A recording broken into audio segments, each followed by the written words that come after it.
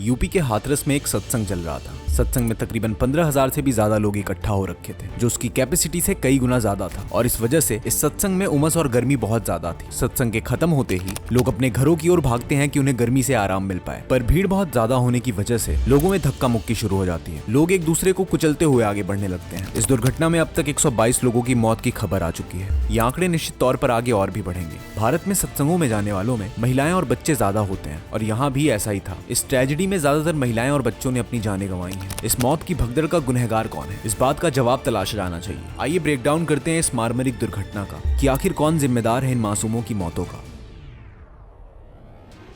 भारत में खासकर कि नॉर्थ इंडिया में जब भी कोई बाबा आते हैं तो हजारों की संख्या में भीड़ इकट्ठा होती है। हाथरस में एक बाबा का सत्संग होने वाला होता है, जो अपने आप को भोले बाबा कहकर बुलाते हैं, जिनका असली नाम है नारायण शंकर हरि। इनकी काफी फॉलोइंग है। इनके इस सत्संग में कैपेसिटी और परमिशन थी 500 लोगों की, और यहाँ इकट्ठा हो गए 15,000 लोग। अब जाहिर सी बात है कि 500 लोगों की कैपेसिटी में अगर ज्यादा लोग इकट्ठा होंगे तो वहाँ सफोकेशन तो होगी ही, और होता भी कुछ ऐसा ही है। अचानक से गर्मी बहुत बढ़ जाती है। गर्मी बढ़ने की वजह से सत्संग में इकट्ठा लोग सत्संग के खत्म होते ही अपने अपने घरों को भागते हैं, और इसी भगदड़ में कुछ लोग गड्ढों में गिर के तो कुछ कुचलकर अपनी जानें गंवा देते हैं। और इतनी बड़ी ट्रैजिक घटना हमें देखने को मिलती है, जिसमें 122 लोग अपनी जानें गंवा देते हैं। ये सब अवॉइड किया जा सकता था अगर वहाँ ओवर क्राउडिंग नहीं हुई होती तो। पर सवाल ये है कि ये पता किसे था कि यहाँ इतने ज्यादा लोग इकट्ठा हो जाएंगे। किसी और को पता हो ना हो, पर इन बाबा को तो पता ही था कि इनके कितने ज्यादा अनुयायी हैं, क्योंकि 2022 में कोविड-19 की वेव के बाद इन्हीं बाबा का एक सत्संग फारुखाबाद उत्तर प्रदेश में था। डिस्ट्रिक्ट एडमिनिस्ट्रेशन से इन्हें सिर्फ 50 लोगों को अलाउ करा गया था, पर रेगुलेशंस को दरकिनार करते हुए तकरीबन 50,000 लोग इस सत्संग में इकट्ठा हो जाते हैं, और पूरे शहर का ट्रैफिक सिस्टम डिस्टर्ब हो जाता है। तो इनकी जिम्मेदारी बनती थी कि अपनी उस घटना से कुछ सीखें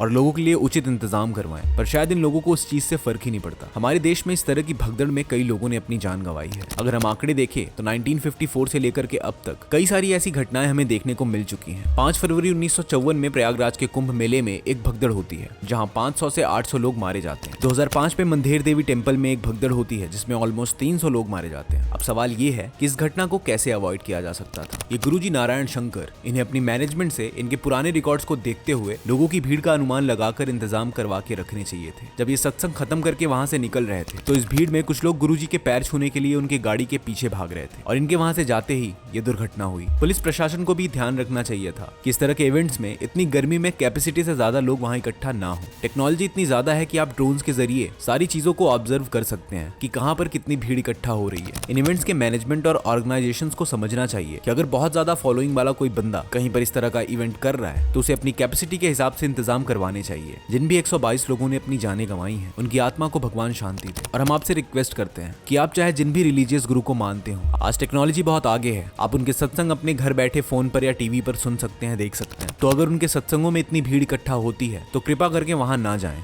और घर से ही उन्हें देख लें, सुन लें। क्योंकि जब कोई अपनी फैमिली में किसी को खोता है तो सरकार उसे मुआवजा दे देती है। सांत्वना देने के लिए आस पड़ोस के लोग उसके साथ खड़े रहते हैं, पर अंत में जब वो लौटकर अपने घर वापस आता है तो वो अपने इस दर्दनाक लॉस के साथ अकेला होता है, और इस दुनिया में कोई भी उसके इस लॉस को भर नहीं सकता।